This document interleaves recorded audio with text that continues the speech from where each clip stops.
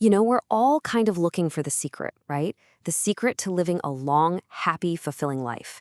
We look everywhere, in science, in fad diets, in crazy workout plans.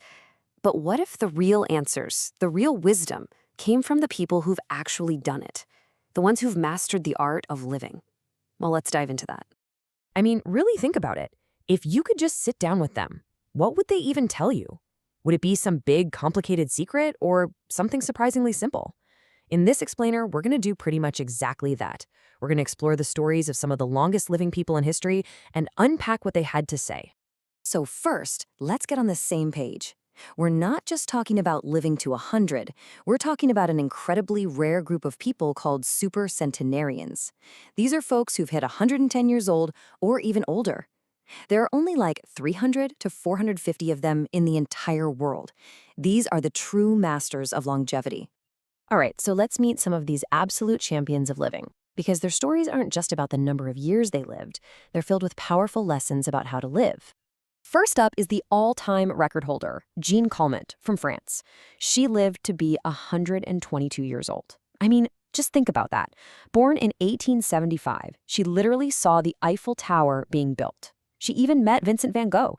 Her life covered this insane stretch of human history. And listen to this quote from her. She said this on her 120th birthday. "I see badly, I hear badly, and I feel bad, but everything's fine." It just perfectly captures her incredible, almost defiant sense of humor. Even when her body was failing, her spirit was just absolutely unbreakable. And her lifestyle was just as amazing. She was so active and independent, still riding her bike at 100 years old, living by herself until 110. And get this, she smoked for most of her life and only quit at 120 because her cataracts made it too hard to light the cigarettes herself. The point is, she didn't live a life of strict denial. She lived a life full of passion and, well, fun. Okay, let's meet our next master, Misao Okawa from Japan. She passed away back in 2015 at the age of 117. She lived across 3 different centuries, and just like Janine, she took care of herself without any help until she was 110. Now, when people asked her for her secret to a long life, you might expect some complex answer. But nope, her advice was so beautifully simple. No magic formulas, just a deep focus on the basics. Eat well, get enough rest, and, this is a big one, learn to relax and not worry so much. Her whole routine was built on that idea. She loved sushi, and she made sure she got plenty of sleep. But underneath it all, what people said about her was that she had this tremendous thirst for life. It wasn't about just existing. It was about enjoying every moment with a deep sense of joy. Now let's head over to the United States and meet Walter Brewing. He made it to 114, also living across 3 centuries. He worked on the railroad for 50 years and was incredibly sharp right up to the very end. And his philosophy? It was powerful and straight to the point. If you keep your mind and body busy, you'll be around a long time. For Walter, being active, both mentally and physically, was just fundamental. It wasn't an option. It was the way. So his secrets were this really interesting mix of discipline and purpose. He was disciplined, for sure. He ate only 2 meals a day and exercised every single day. But he was also busy with a purpose, working as long as he could and always making a point to help other people. And notice that last point. He wasn't afraid of death. He had this calm acceptance of life, which probably wiped out a whole lot of stress and worry. Okay, so we have these 3 incredible people, these incredible stories. But is there something that ties them all together? A deeper theme? Turns out, yeah, there is. And it's this powerful idea of never really stopping, always having a reason to get out of bed in the morning. And this points to a really huge difference in mindset. In a lot of Western cultures, the big goal is retirement, that finish line where you finally get to stop working. But there's this concept in Japan called Ikigai. It basically means your reason for being, your purpose. It's not about stopping. It's about continuing to do the thing you love, the thing that gives you meaning, for as long as you can. It completely reframes your life as this continuous journey, not a race to an end.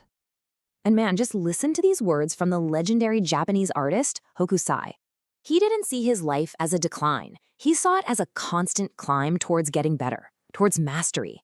He died at 88, but his mind was set on 110 and beyond.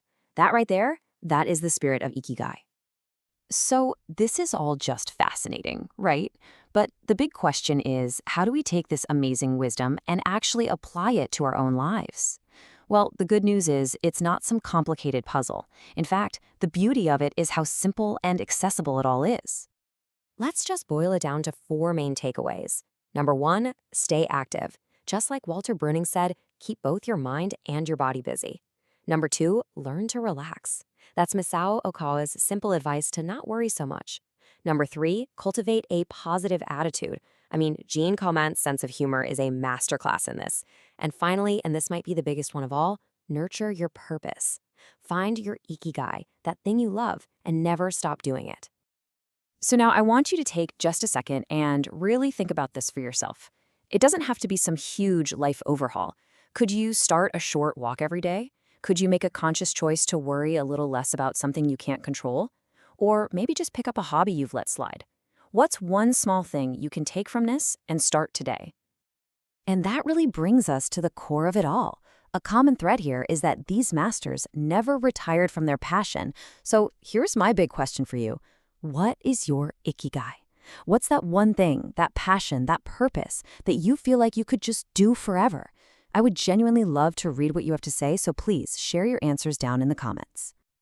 I really hope this gave you something to think about and maybe a little inspiration. If you enjoyed this deep dive, do me a favor and hit that like button, and of course, subscribe to Mish Minds so you don't miss the next one. Thanks so much for hanging out with me.